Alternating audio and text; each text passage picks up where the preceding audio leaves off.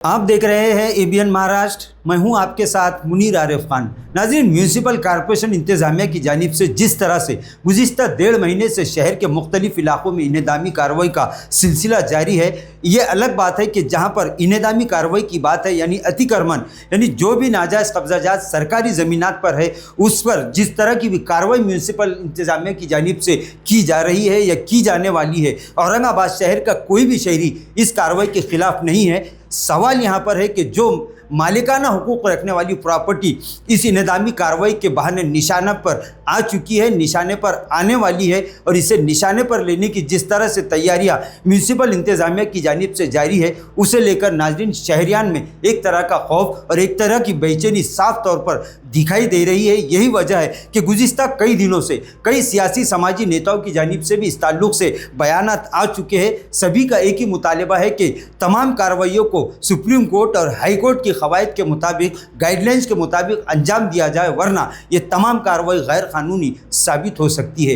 नाज़रीन, आपको बता दें कि गुज़िश्ता कल हरसुल इलाके में जिस तरह से मजहबी इबादतगाहों के जिम्मेदारान को नोटिस म्यूनसिपल इंतज़ामिया की जानिब से दिया गया है और उन्हें 7 दिन की मोहलत दी गई, उसके बाद ही से यहाँ की आवाम में एक तरह का गुस्सा फूट चुका है। गुज़िश्ता दिन मीडिया नुमाइंदों के सामने यहाँ की आवाम ने साफ अल्फाज में ये कह दिया है कि वो किसी हाल में म्यूनसिपल इंतज़ामिया की इस कार्रवाई को होने नहीं देंगे। यहाँ तक उन्होंने ये भी कह दिया कि वो इस मामले को लेकर अब मुंबई हाईकोर्ट औरंगाबाद बेंच का दरवाज़ा खटखटाने की तैयारी कर चुके हैं। नाज़रीन, आज इस मामले में एक नया मोड़ आ चुका है और ये मामला अब ऐसा लग रहा है कि तूल पकड़ चुका है। एनसीपी के एक बड़े नेता विनोद पाटिल के साथ हरसुल के सैकड़ों साकिनान पुलिस कमिश्नर परवीन पवार से मुलाकात के लिए पहुंचे। इस मौके पर विनोद पाटिल ने पुलिस कमिश्नर से इस मामले को लेकर तफसीली तबादला ख्याल किया और पुलिस कमिश्नर से ये मांग की, ये गुहार लगाई कि वो इस तरह की कार्रवाइयों में पुलिस बंदोबस्त देने से साफ तौर पर इनकार कर दे। जिस तरह से शहर के लाखों अवाम का यही कहना है, जो विनोद पाटिल ने कहा है कि नाज़रीन,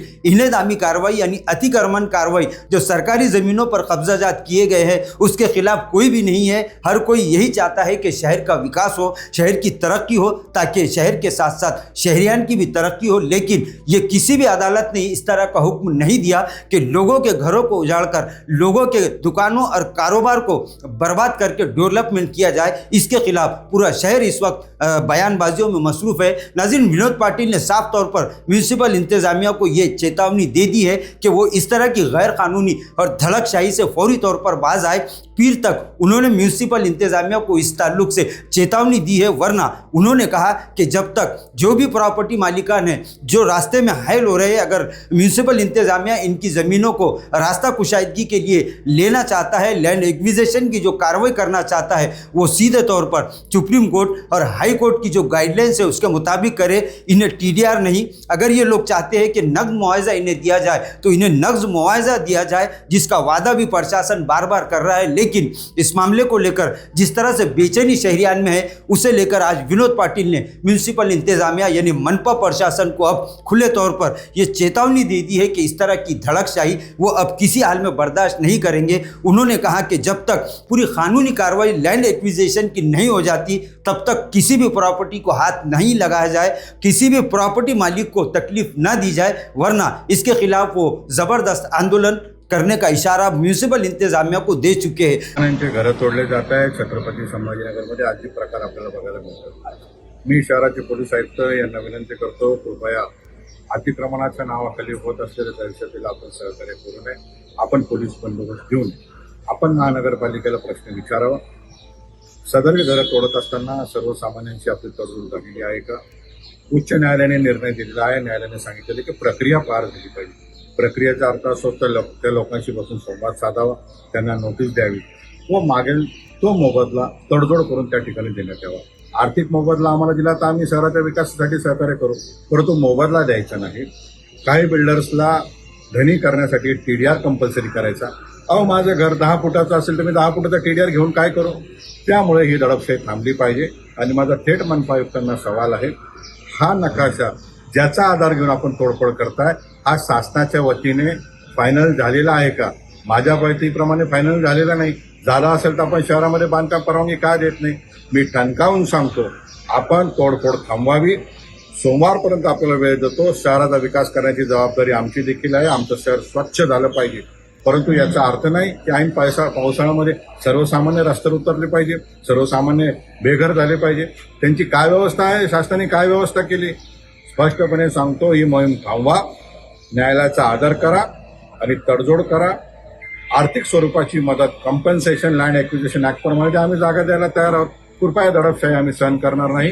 सोमवारपर्यंत आपण जर यादी प्रसिद्ध करून मोबदला स्पष्टता दिली नाही तर तीव्र आंदोलन आम्ही या ठिकाणी छेडू.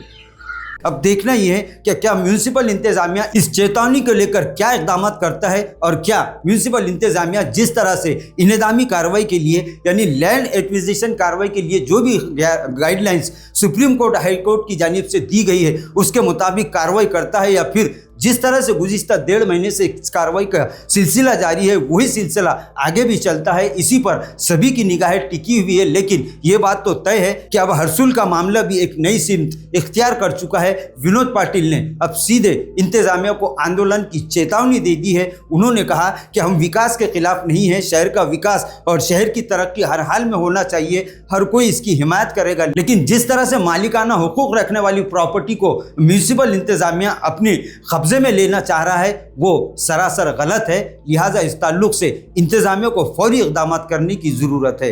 नाज़रीन, अब आगे आगे देखिए कि होता है क्या. नाज़रीन, आज के लिए बस इतना ही. फिर मुलाकात होगी कुछ नई वीडियो के साथ. तब तक के लिए हमें इजाज़त दीजिए. अल्लाह हाफिज़.